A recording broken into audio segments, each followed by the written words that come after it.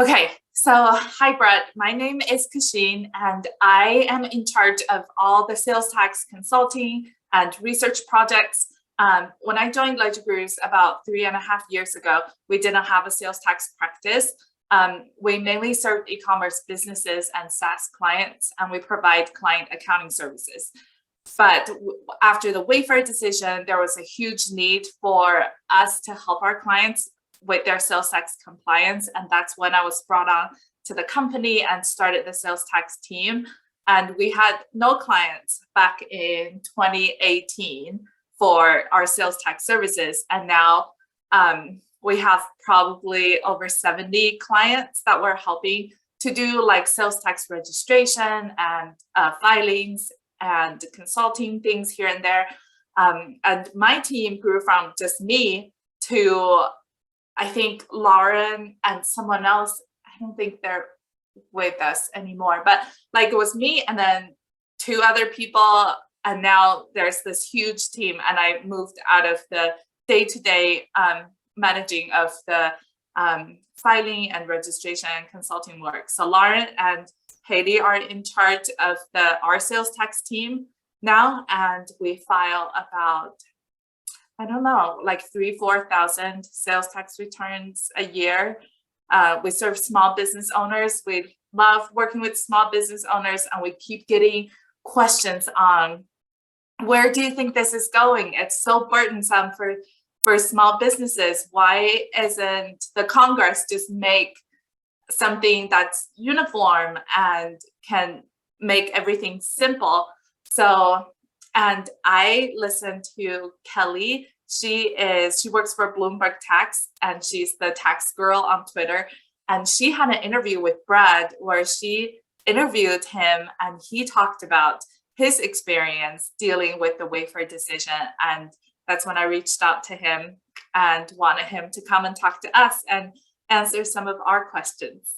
Well, thanks for having me with you today. It's been 3.5 years, one twist and turn after another, and I'm happy to share my experience and hopefully help your customers to comply better. But also at the same time, I'm hopeful that I can recruit you into some of our advocacy efforts. Yeah, because I actually have people reach out to me all the time asking if they can join certain organizations to help push this, to have, just to have more influence and have people notice us. So I'd love to hear about that too. Can you give us a little background on you and your company? Yeah, so my in-laws started the company back in 1973. It was out of an anthropological interest in cultural things that my father-in-law got his hands on some African trade beads, and he took them to work. And rather than just showing them to everybody he worked with, he ended up selling them to everybody he worked with. And so he bought some more, and in a very short period of time, he and my mother-in-law started working on the kitchen table, making jewelry, and then they would go to weekend craft fairs, after which point in time they realized that they had something that was going to give them the freedom to be entrepreneurs, and they started the company. They incorporated in 1975. I started working for them back in 2000, but my wife worked under the kitchen table as early as 5 and 6 years old. So it really is a family business. I got pulled into it in 20 some years ago. And when I first heard that my in-law sold beads, all I could picture was them selling beads out of the back of a Vanagon bus. But it turns out it's a big industry. Beads itself isn't anymore. I mean, it is, but we're not really in beads ourselves anymore. We're more of a metalsmith company. But yeah, we've got 26 employees currently. We operate just out of Prescott, Arizona, but we sell to all 50 states. We sell internationally. We source about half of our goods domestically, the other half internationally as well. And so we're really an e-commerce company at its core definition. When did you start selling internationally? Oh man, that predates me. My wife was interested in international business from a very early age, and she set her career path in college with the direction of going to get her MBA and an MIM, which basically put her into the international business pipeline. And because of that, my father-in-law started seeking international suppliers in the 1990s so that he could hope to lure her back once she was done That's going such a abroad good and dad. figuring out Yeah. the different paths in life. Yeah. Okay. So what's your revenue like, just to give us an idea of how big the company is? I know you said 26 employees selling Yep. nationwide and internationally. What, if you can give us like a ballpark of where your revenue was in 2021? In 2021, we did $6.8 million. Okay. That's really impressive. Has COVID helped you like grow more? Like, because we've seen that in our clients as well. Yeah, COVID was a strange phenomenon. Initially, when everything closed down March of 2 years ago, our sales dropped by 75% in about 48 hours. It was terrifying. What? And then the next couple of months rolled by, and by about May and June, things started to return, and then they just kept growing. And so what we saw were basically 12 consistent months of our best months ever for that particular month on the calendar. And so COVID did help us. Unfortunately, I understand the consequence of that is that many other businesses that were our competitors are no longer around. So it's you've got the good and the bad of it. For personal reasons, COVID was good for us, but I think ultimately industry-wide, it was a pretty tragic occurrence. Yeah, we've definitely seen, like, just among our client base, some clients are doing better, other clients are not, and they had to end their engagement or limit their services with us just because they don't have enough cash flow. Okay, so tell us, so I want to start with, tell us about Wayfair when it happened 3.5 years ago. What was your reaction? What actions did you take to get compliant with sales tax? Well, it's funny because we were up the night before the decision came out. We'd been paying attention to it, and we were debating this, and I was saying, there's no way the Supreme Court's going to go for this. It violates interstate commerce clause. And then the next morning, our jaws hit the floor, and after a couple of minutes, well, not minutes, but hours of storming around the house screaming, "I can't believe this," we thought, okay, well, Congress is going to do something. And so, for about a week or so, we waited for that notification in the media or in the news that Congress was going to address this, because basically the Supreme Court told them to, and Congress didn't. And so we very quickly pulled together our leadership team, identified the areas that we had to address immediately. So, as a wholesaler, which is what we have been for most of our history, we didn't have a sales tax team. We didn't have a sales tax collection capability built into the company. And so what platform do you sell on? We have our own independent website, and that's it. Oh, that's hard. Yeah. So we had to build basically a sales tax collection tool into our ERP, and then integrate it with the SST certified service provider that we selected at the time, which was TaxCloud. We very quickly had to integrate our software with their software. So it was a couple of different things that we had to do. And under normal circumstances, we would give ourselves between 6 and 9 months for a project like that, but we had less than 3, because between the date of June 21st, 2018 and the go live date for a lot of states of October 1st, there was only about 100 days. And so we got it up and running by October 26th. We were able to go back all the way to the beginning of October and determine what our sales tax obligations were for all of the sales that we made in that interim period. And then we did you have to pay those out of pocket? Oh, absolutely. Absolutely. And then another thing that we had to really concern ourselves with, and this has been the most complicating factor of the entire ordeal, is the exemption certificate management program. Because you're in the wholesale resale. Exactly. So about 87% of our sales are wholesale. And as a result, 87% of our sales are protected by exemption certificates. But on June 21st, 2018, we only had exemption certificates for our Arizona customers, which meant that we had to very rapidly connect with every single customer across the country, and in some cases internationally, and get those exemption certificates in-house so that their sales would be defensible. Were you able to gather most of them in the 100-day period? Well, as with a lot of wholesale businesses, our customers don't buy, not all of our customers are going to buy on a regular basis. So what happens is we took a look at our customer base and we said, okay, who's buying on a regular basis? We prioritized them above all the others because we did not want to disrupt service. And then as we brought those in and we became compliant with those companies, we started going further and further down the line. And we were able to get a big majority of them taken care of by October 1st. And then the stragglers, basically we froze their accounts until they took care of the exemption certificate or they decided they wanted to pay sales tax.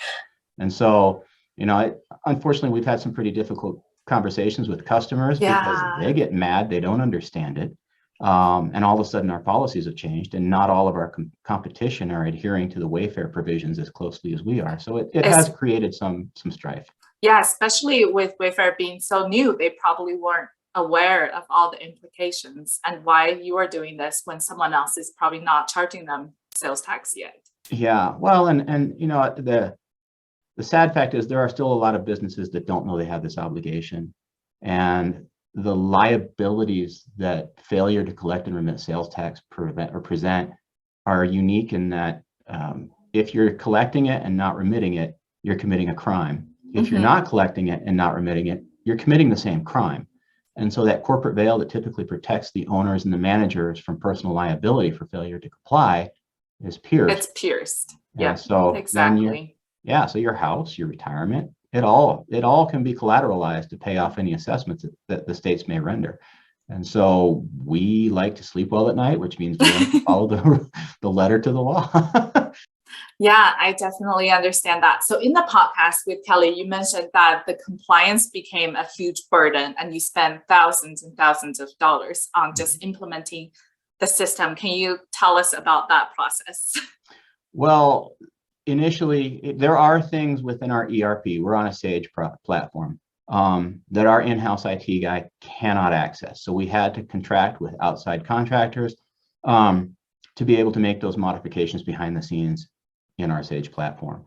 Somehow I was under the impression that SST would help with that and they won't charge anything. That's what it says on their website, that they would help implement the system, right? Well, I've actually had leadership from the SST out here to visit our operation and see what we had to go through. And they were floored by what their expectations of what was necessary versus reality.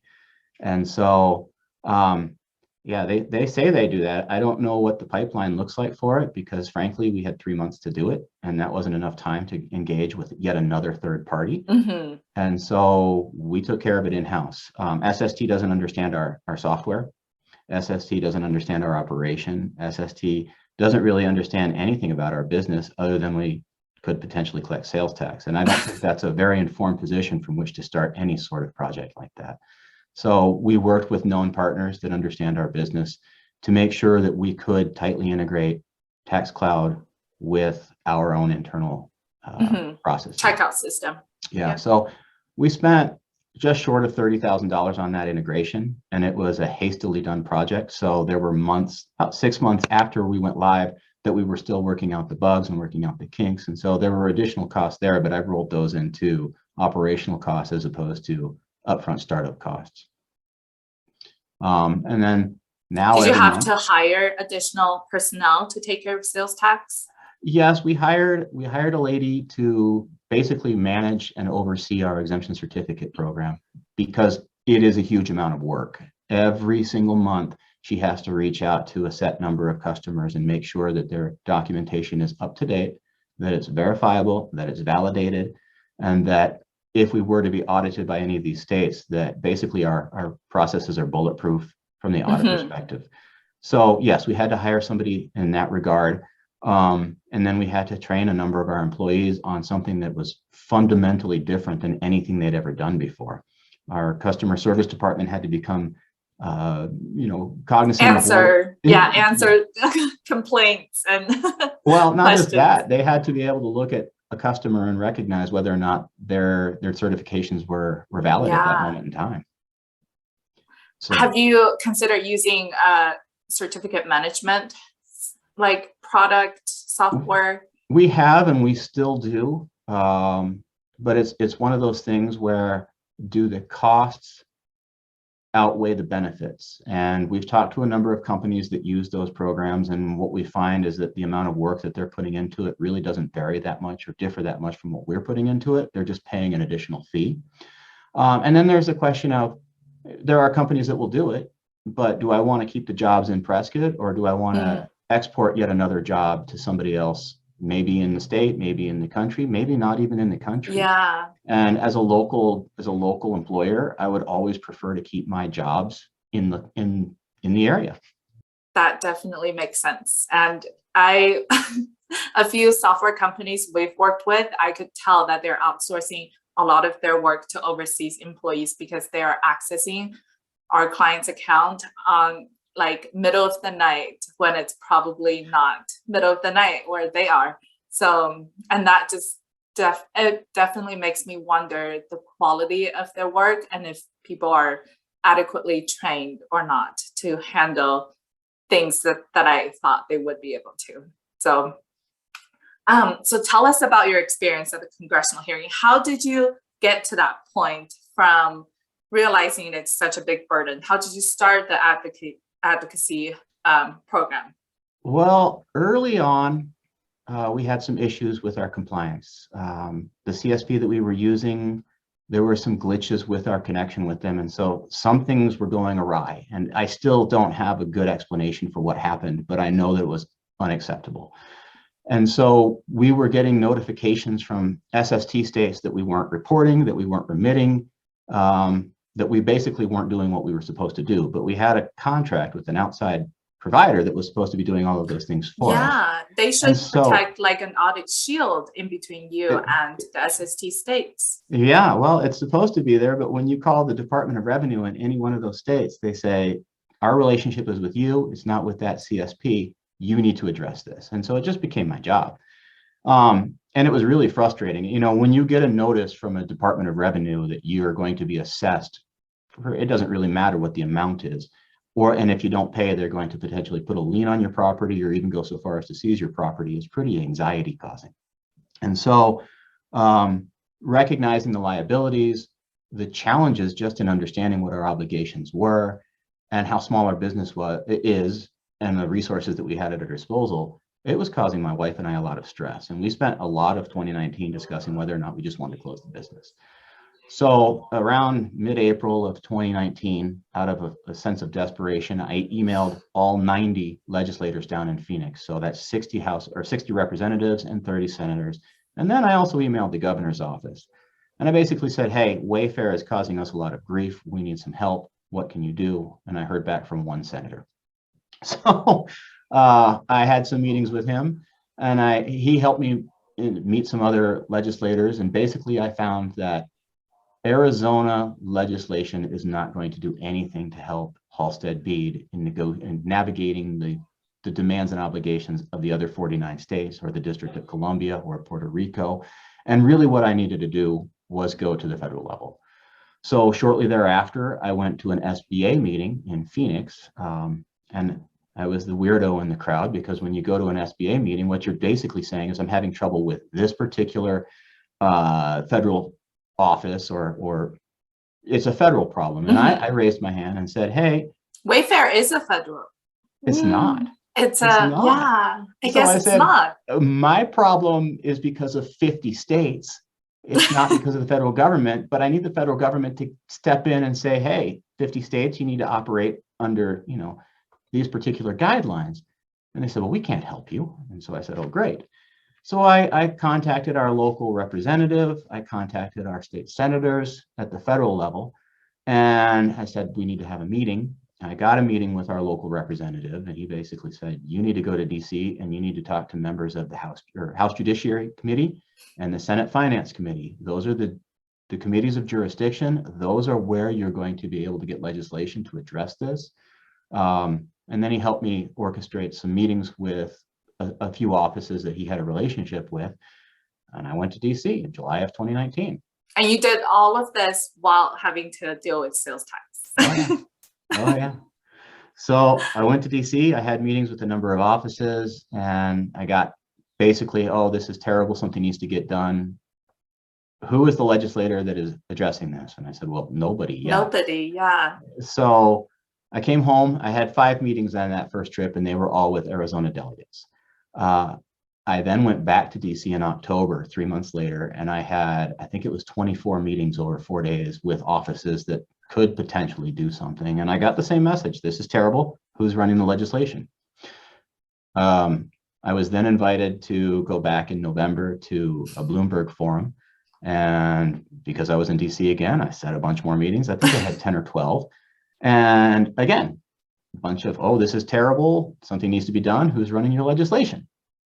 It became a pattern. But by about October of that year, I started reaching out to other industry groups. And one in particular was ACMA, which is the American Catalog Mailers Association. And they had been quite vocal about this.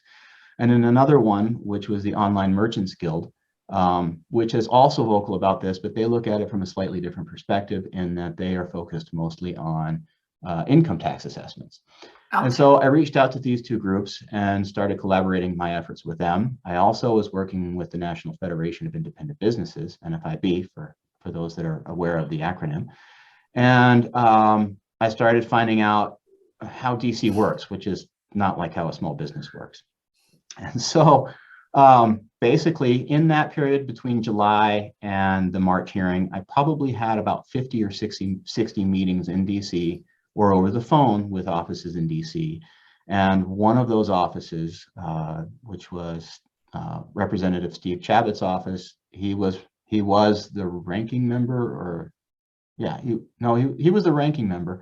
He was the chair of the House Small Business Committee until the election went through, and then he was the ranking member. And actually, no, he was ranking member. I'm sorry. It all kind of blends together at a point. It's a long time ago. Yeah, but basically his staff level people in the Small Business Committee staff worked with the Democrat side to put together that hearing, and I was the minority witness. So I showed up in March, right before the world shuttered because of COVID. We did our hearing and we were gaining some traction. There was actually supposed to be a Senate Finance hearing not too long afterwards, but because of COVID, it was canceled. And basically, in terms of legislative progress, we've stalled out, which really in DC terms means we've backslid. So I have to date had more than 200 meetings with offices in DC, and it's always the same. Yes, this is terrible. Who is going to be running your legislation? And finding a champion has been pretty difficult. So we're still working on that. Okay, yeah, at the end of this, let us know how we can help. So tell me why you decided to sue Louisiana. So we didn't really want to. Litigation it's kind of a terrorizing double-edged sword. From my experience with Louisiana, I feel like it was hard, then it was easy, then it was hard again, because they changed the whole like direct marketer versus dealer, and you can't collect at the flat rate anymore. That's what I've seen with our clients. Well, so Louisiana is unique in that you have parish level compliance obligations. Colorado was similar in that you had county and local level compliance obligations, but Louisiana's situation is particularly difficult because it is constitutionally authorized and it requires a constitutional override to change. When you're dealing with Louisiana, you have to understand what your obligations are to each parish as well as to the state. And unfortunately, when you start dealing at the parish level, it becomes information overload. I believe it's 1,004 pages that you would have to comb through to understand what your obligations are just to be compliant within the state. Now, if you're a remote seller, if you're a remote seller, doesn't that not create any physical presence in those like parishes to require you to register and file with them? And everything's centrally administered for remote seller, right? Well, the central administration doesn't do away with the localized regulation. So what are some examples, of the local regulation? So if I'm selling into a parish, you would think that the parish rules are pretty straightforward. And when we do this, we do it to the 9-digit zip code. Now, that parish level information oftentimes ends up, or the control of that parish level information oftentimes ends up in the hands of the local sheriff or some other local office that is not a tax collector. And they're unwilling, they're sometimes splitting their time between two different parishes. And so compliance becomes enormously complex. And I wish that the problem with a lawsuit is that it kind of nips around the edges of the overall problem. Mm-hmm. You know, we are talking about one specific state with one specific set of criteria and one specific gripe. And we're trying to remedy that. But the overarching problem is that there are 45 states, the District of Columbia, Puerto Rico, other outlying areas, the Alaskan Municipal League, and each of these different areas has their own set of expectations. And basically, you know, we're talking about a parish in Louisiana, but we're really talking about 12,000 different taxing jurisdictions. And then it's not just sales tax anymore. Mm-hmm. So Wayfair opened up Pandora's box. California is now has now adopted the MTC's language on income tax assessments, and basically saying that a company that has an interactive website or will assist their customers after sale to help with the product, they're now basically establishing physical presence in that state. So now we have a sales tax collection obligation to all of California, all of Louisiana, all of these other states. And now these states are reaching out and saying, well, by the way, because now we know that you're selling into our state, we're going to figure out how to work our language in our laws so that you also have an income tax obligation. At the same time, because they've been able to export their sales tax policies without any regulatory control by the federal government, they're getting away with income tax. They're also getting away with consumer protection and consumer privacy. And so what we're facing is this ever expanding set of rules that we have to follow. And those sets of rules are dictated by 50 different states or 12,000 different local jurisdictions, or, you know, basically some unimaginable number of directives that we have to be able to address. And oftentimes they're conflicting. And so it becomes really difficult to ship a package out of here knowing that, yes, it's right for Hawaii, but is it right for Massachusetts? Or it's an acceptable transaction for South Dakota, but is it an acceptable transaction for Kansas? And you have to dive into each one of those states, and in some cases municipalities, which is why Louisiana is so challenging. You have to understand so much information that you basically have a compliance department. Yeah. And so from the small business perspective, you know, really,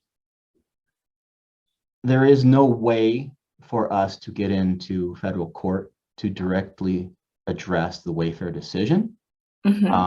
At the same time, I think what they did in the Wayfair decision is what really needed to happen. They did need to say to Congress, hey, online sellers have an unfair advantage over brick and mortar sellers because they don't have a sales tax compliance obligation.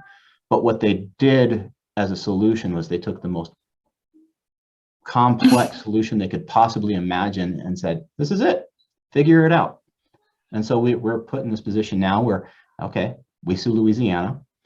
It's not the only state I'd like to sue, but really, I don't want to sue. And then you should sue Colorado after Louisiana. Well, and I don't want to sue a state. I would rather the legislature, Congress, look at this and say, okay, we've got a real mess on our hands. It's going to impact lots of small businesses across the country, not just in other states, but in my home state too.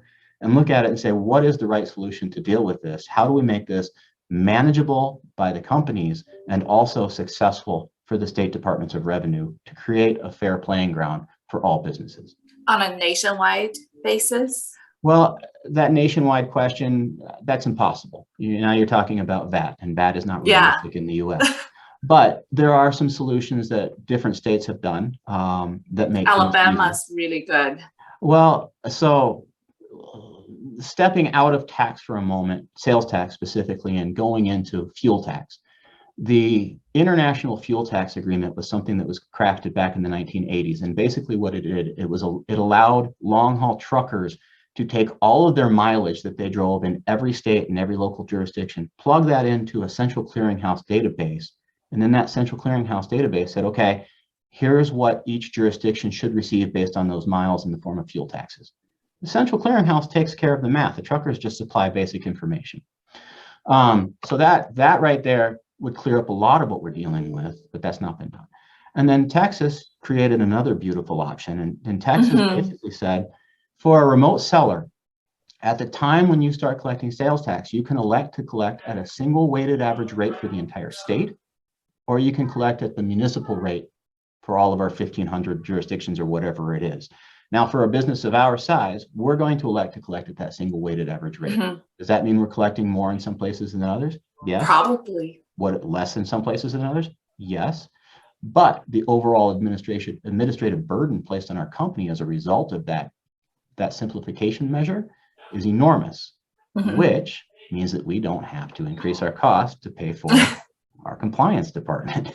Yeah. So ideally, do you see, hopefully more states will adopt a model like Texas or Alabama to make it easier for remote sellers to comply? I don't know.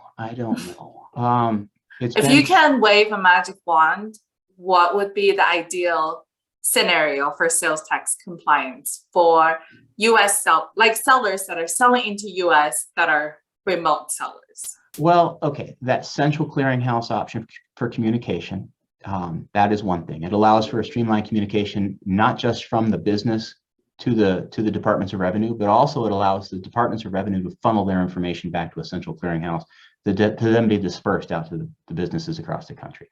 That single weighted rate that Texas does is pretty amazing. For manufacturers, distributors, and wholesalers like ourselves, right now we have an exemption certificate program management program that is extensive because it is so complex. If there was a compliant purchaser program whereby we could accept from any state, from any customer, a single form that says, yes, I am a reseller, and then put the onus of the defense of that purchasing that exemption certificate on the provider as opposed to on the recipient as it currently stands, that would dramatically simplify things. Now, one of the problems that we have, if you take a look at the South Dakota decision, South Dakota's threshold is $100,000 gross receipts. Now, for a manufacturer, a wholesaler, a distributor that's dealing in B2B business where there's going to, the consumer is then going to turn around and sell it again, so they're not the end consumer, there's no reason for that compliance demand. The exemption or the threshold should be based on taxable sales. That would simplify a lot. I know several businesses right now that are doing $0 filings to most of the states they deal with simply because that threshold is based on gross receipts. So those are the four simple things. There are a lot more that we had discussed in some of the legislative efforts that we're making, but really, if you want to do it quick and dirty and have the biggest bang for the buck with the least amount of disruption to both the states and the businesses, in my opinion, those are the things that could be done right away. I agree with the gross sale part because it's actually what our internal process does when we do a nexus analysis. We don't stop at, okay, you have nexus in this state because you pass the thresholds. We look at what part of your sales are taxable, what part of your sales are not taxable, to give businesses their actual tax exposure to the state if they get audited. Because like what you said, like if they need to register in South Dakota and everything is wholesale resale situation, then their exposure is $0. Then we leave it to the business to make a decision on whether they want to register and comply in that state and keep filing those $0 returns. So sometimes I wonder if the states if they like processing those $0 returns, or they just want the information to know, okay, there's a business selling into my state that's out of the state, but all of their sales are exempt. Well, and I think it goes to what California just did. California knows that I sold $65,000 worth of goods into the state in December. They also know that only $2,500 of that was taxable. But because they know it's $65,000, they can then turn around and say, you've got an income tax obligation. So if they know your gross receipts numbers, they know better how to inform their Department of Revenue on how to assess you as much as they possibly can for a tax that really Public Law 86-272 is supposed to prevent. So do you see that trend going into other states, like income tax adopting the same Wayfair method of thresholds and requiring businesses. I know Pennsylvania is already doing that. Pennsylvania, Hawaii, California, but I haven't seen other states. But I can see it happening. Just states' legislation somehow change the language or change their interpretation of the language, the existing one, to like enforce this obligation on remote sellers. Well, I think just looking at it from a revenue standpoint, let's say I'm the Department of Revenue in Arizona, and I historically know that I'm going to receive, let's just say for argument's sake, $10 billion in revenue from my corporations across the state. Now, if California weighs in and says, hey, Arizona corporations, I expect half a billion dollars from you, then Arizona necessarily is short by $500 million. So how does Arizona make up for that shortfall? They look at what California is doing, and they now go to California and say, hey, California businesses, California sellers. I need that too. So I mean, just from the devil's advocate, you know, you could use the prisoner's dilemma argument with this. If Arizona is losing income revenue from businesses because of assessments by other state governments, then Arizona then has to turn around and assess businesses out of state of Arizona with a similar type of tax just to make up for that shortfall. And if all the states start doing that, that just creates compliance burdens for all the businesses. It's like a big fight that the small businesses are the victims. Yeah, well, and I mean, we've been filing with Florida since their law went into place a couple of years ago. And when we registered with them, we registered for sales tax collection and remittance obligations. Florida's Department of Revenue's website is not a place I'm familiar with. Our registration was botched. They assumed we had physical presence in the state, and I got an income tax assessment from them a few months ago. So I went to my CPA, not knowing that I should have done it differently. I went to my CPA and said, I need to have an income tax statement drawn up for Florida so that I can file correctly. Well, it was a $0 filing because I didn't have an income tax compliance obligation to Florida, but because it was filed late, they then sent me a penalty. So I got on the phone with Florida, which is what I should have done in the first place. And they said, yeah, there was an error in your registration. You need to submit a letter stating that this account was opened in error and have it go back to the date at which the account was open so that they'll just wipe everything clean. But in the meantime, I've spun my wheels. I've wasted, you know, a couple $100 getting a Florida income statement drawn up. I've spun my accountant's wheels, wasted his time. And all of this because it's not clear to me as an Arizona seller how I need to navigate the Florida website. That's very unfortunate. A lot of times the states would just, automatically register you for all of their business income tax accounts and hoping that you would file.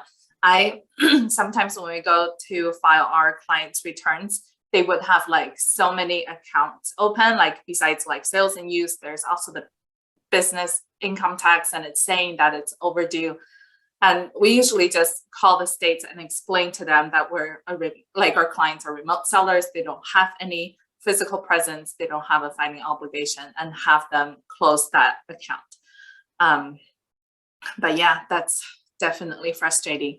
Okay, so I want to leave some time for my team members to ask you questions. But before we go, if I ask you to give 3 advice to other e-commerce business owners, what would you tell them that are trying to get compliant with sales tax? First, you can't do it alone. It is an unbelievable research project just to get up to speed with it. And every single legislative cycle, the rules change. So you can't do it alone. You really do need outside help. If you are not compliant yet, the best thing you can do is reach out to a firm that is going to help you do your Nexus audit. And they're also hopefully going to help you do back tax statements, because the states, when you register with them, they're going to say, well, have you been selling into our state since the go live date or whatever it might be? So for a lot of the SST states, it was October 1st, 2018. For Hawaii, it was July 1st, 2018. For Florida, it was last year. So you need to be able to do that look back and do it correctly. And so that that's going to need some help. And then the last thing that is really challenging is understanding that the costs of doing this are going to be great, and that you're going to need to figure out how to price that into your product. Okay, thank you so much for those 3 advice. Can you tell us about the advocacy program and how we can help small business owners? So there are a couple of different avenues you could go, and the American Catalog Mailers Association it's an online association. It's for sellers that historically were catalog mailers, but now they're e-commerce sellers as well. They're a little larger, right? We are the smallest business in that organization.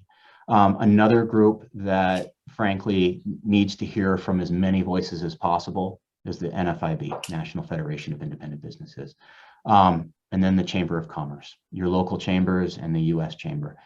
Each of these organizations has a lot of input on what happens on Capitol Hill. The NFIB and the US Chamber specifically, because they are enormous organizations. And unfortunately, there's a lack of awareness with a lot of small businesses, and they're not able to or unwilling to communicate with those different groups about what's going on. I do think if you could only do one thing, that would be to email or call and set an appointment with your local US representative. Because every time I go to meetings in DC, they say we're not hearing from enough people. Well, that's because they don't know, or they don't know how to deal with it. The last thing most people think about when they're dealing with sales tax for Alaska is contacting their Arizona delegate. But it is Congress that has to address this. And so the more voices that our local representatives hear in DC, the more they're going to have to recognize that there's a real problem brewing, and that the costs and the consequences to the small business environment, who they routinely spout are the backbone of the American economy, are, there's some problems. Yeah, they're breaking our backs. Okay, I will. Well, I'm not a citizen, but maybe I can get someone to contact the Utah ones. Well, you don't have to be a citizen to own a small business. Oh, that's true. So if you're as a productive member of the community, you still have not only influence, but you're going to have a direct consequence for the way that community is being impacted by legislation from the federal government or from other states. And so reaching out, I don't know that your citizenship should really be relevant. That's true. Yeah, I'll do it. I'll do it, and I will let our clients know that there are these avenues to protest and to have their voices heard. And on our YouTube channel, we have lots of subscribers that have small businesses. So I'm sure a lot of them share the same sentiments and are willing to help as well. Okay, so I want to open the floor up for any questions that our team has. And I will let, so who has any questions for Brad?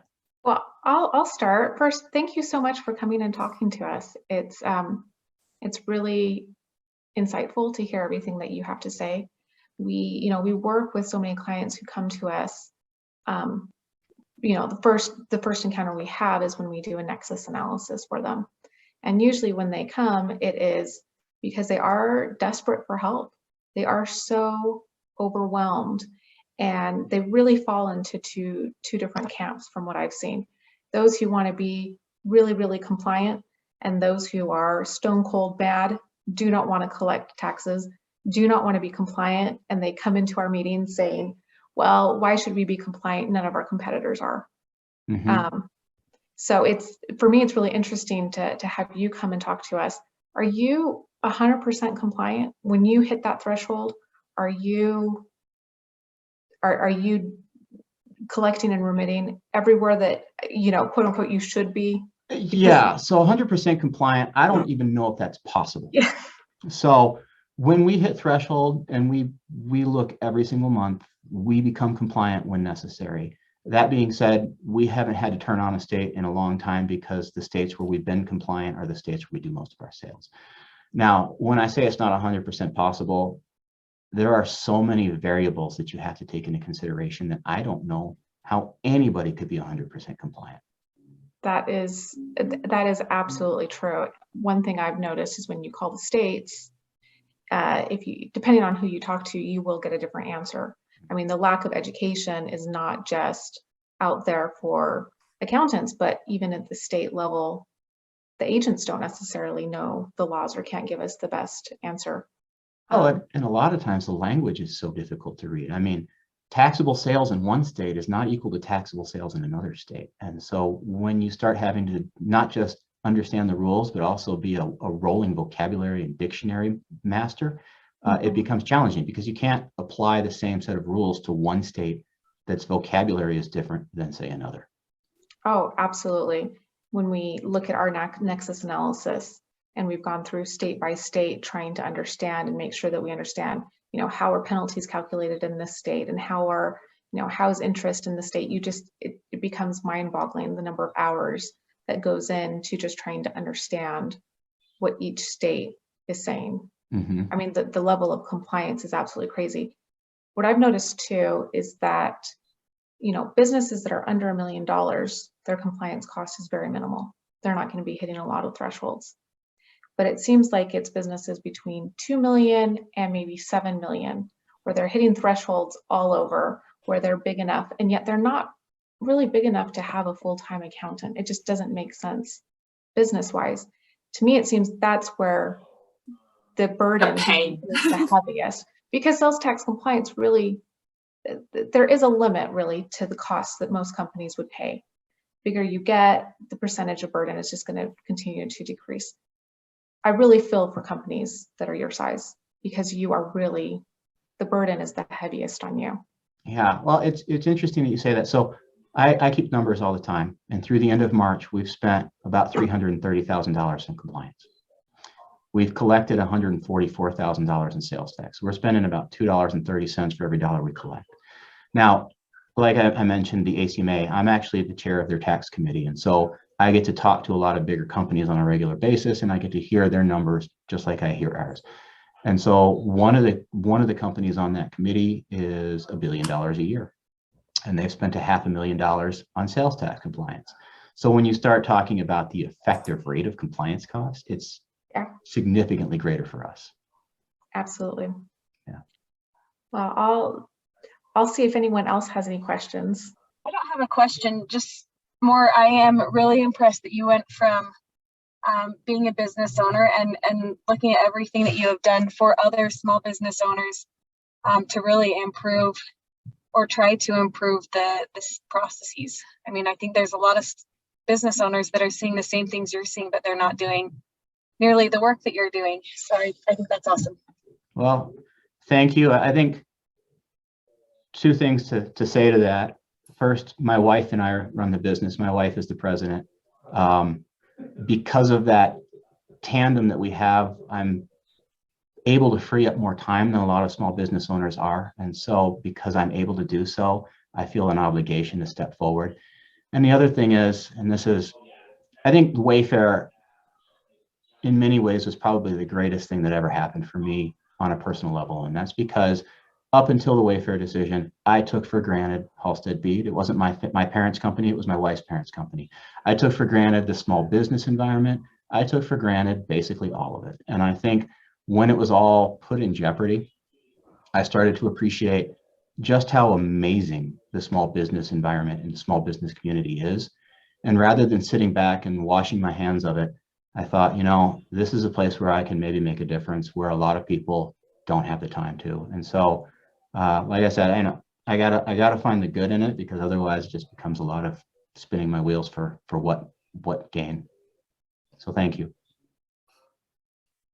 So on the call with us is Kelly. She actually is our content manager.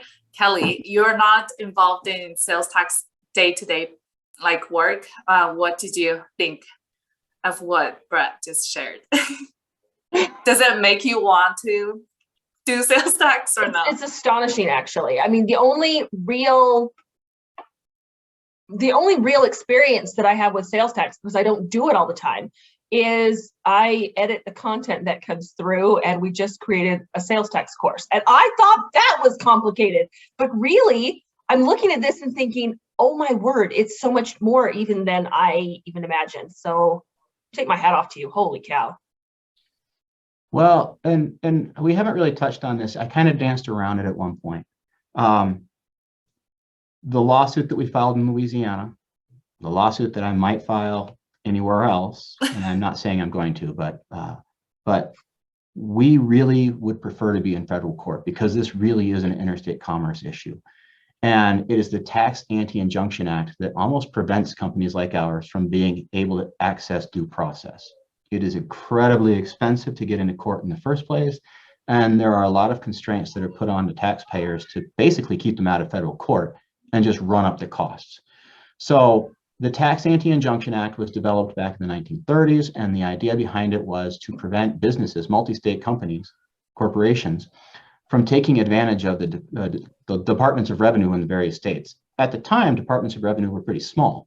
They're a lot bigger and a lot more powerful now. And so the TIA is no longer doing the job it was meant to do. It's actually constraining businesses from being able to gain access to the court system. So there is a group of people that's working on something called the FAIR Coalition. And the FAIR Coalition is working on reforming the TIA at the federal level to bring more tax cases into federal court to give greater access to due process to companies like ours. So I didn't mention that earlier, but I think if, in addition to the ACMA, FIB, Yeah. Online Merchants Guild, this is another group that is really worth looking at. So, and I can share all of that information with you at the end of the podcast so that you can put it in the notes if that'll help. Yes, we'll do that. Okay. Any other questions or comments? Noah is our newest member of the team, so I'm going to pick on him. Noah, what did you think? And do you have any questions? Yeah, I just want to say I really appreciate your expertise and this whole experience. Like she said, I'm new, so like I need this as much as anybody else. And as far as questions go, this is maybe a relatively more simple one, but just as I've started filing for clients, I've noticed that a lot of states' websites for their Department of Revenue use kind of a similar template, but other ones like are vastly different or outdated. Do you see like more and more states adopting the same template to file, like relatively, of course? And is that like a good thing or no? The template. So yeah, I've seen what you're talking about. Some states have the B2 mechanism. Other states have a different one. What I have found is that the way those templates are developed and designed within each state vary to a degree. And so those templates, what I've basically done is I've replicated the templates that I work in on a regular basis in Excel. And depending on how complex it is, some of those Excel sheets are pretty simple, others are pretty complex. I would like it if they were all the same, but there's no way they're going to all be the same unless there's uniformity and simplification demands put on the states by either a coalition of states that say we're just going to do it this way, or by the federal government.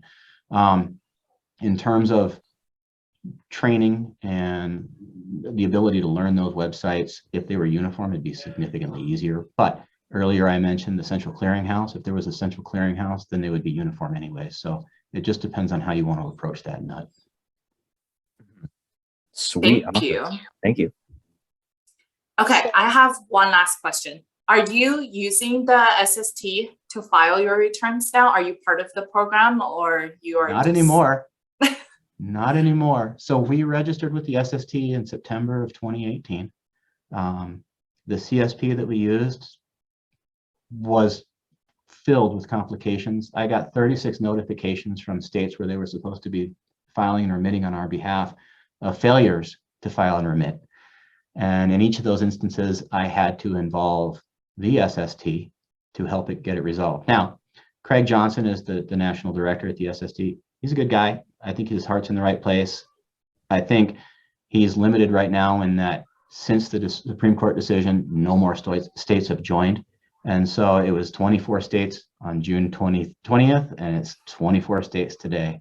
And so most of the states are smaller states. We don't hit threshold in all of those states. And because of the complications we had with the CSP and the fact that really to gain the benefits with the SST, you have to be registered in all 24 states, we disengaged entirely, and we've been operating independently since January of 2021. Okay, good to know. So would you recommend SST for small business owners? It's going to go back to what your threshold, your nexus results look like. So, unfortunately, there is no pat answer. There's no yes, there's no no. There's always, well, it depends. And that's a useless thing for me to say right now, but it's the truth. Yes. We have to say it depends a lot. And I don't love that answer. Lauren, what was your question? So you briefly mentioned your Excel spreadsheets. Does that mean that you're calculating each of your returns yourself? So we use an outside firm to give us the tax rates.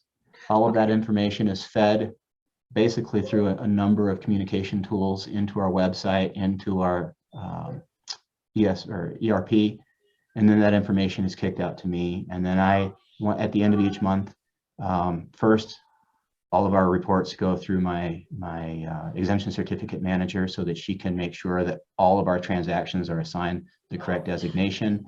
And then they come to me, and I go through and I make sure that we've got the right numbers. And typically what I do, we've been pretty good for the last year and a half because the system that we have is pretty well firmed and cemented at this point in time. But basically I take that information that comes to me, I put it into the state websites. And if I get a variance, then obviously we've got a problem. And I don't get variances very often anymore, but I do. I have got to figure out where they came from. So why not use a software? Why do all of that manually? Because I have found that it's actually pretty easy for me to do internally. And let me rephrase that. Pretty easy is in the eye of the beholder. I am very competent in Excel. And because of our experience with the CSP, I don't necessarily trust what we got out of them. And so I have trust issues. And I don't know that I want to trust that to an outside firm unless I've already gone through it all and done it myself. So we file with only 7 states. Okay. We file through an outside firm with another 14. And so we're compliant within 21 states. I manage 100% of the relationship with 7 of them. I manage 98% of the relationship with the other 14. And if I'm sending that information on to that filer for us, I want to know when I go to bed at night that I'm not sending the incorrect information to the states. And the only way to do that is for me to verify it myself. And I have an accounting background, so it's, I'm not the typical small business owner that's wearing all of the hats and just, oh gosh, I've got to do the accounting. I don't put it off. That's the first thing I do each day. I am so glad that there is a small business owner with your level of detail and passion for this, because that really is rare. I mean, I don't see that often in my day-to-day. So hats off to you. That's really great that you're doing that. Well, and that just comes down to my training. I went to school, I got a degree in finance and accounting. So it was a natural progression for me. There are a lot of small businesses out there that are amazing at machining. I couldn't touch a machine. If you gave me a machine, I would just look at it. So, there is an innovative element to small business, and each of us can draw upon our own personal expertise to basically create the economy that we have in this country. And so we're fortunate in that this is my background, but I mean, that was kind of luck of the draw, really. Wow, that's really great. Yeah, we should all tell people to marry accountants and, and accountants start your businesses. We tend to like accountants, don't we? Okay, well, Brett, thank you so much for your time. And if there's anything we can help you with, let us know and we'll stay in touch. All right, well, thank you, everybody. I appreciate the conversation. Yeah, thank you so much. Have a good day. Bye. You too.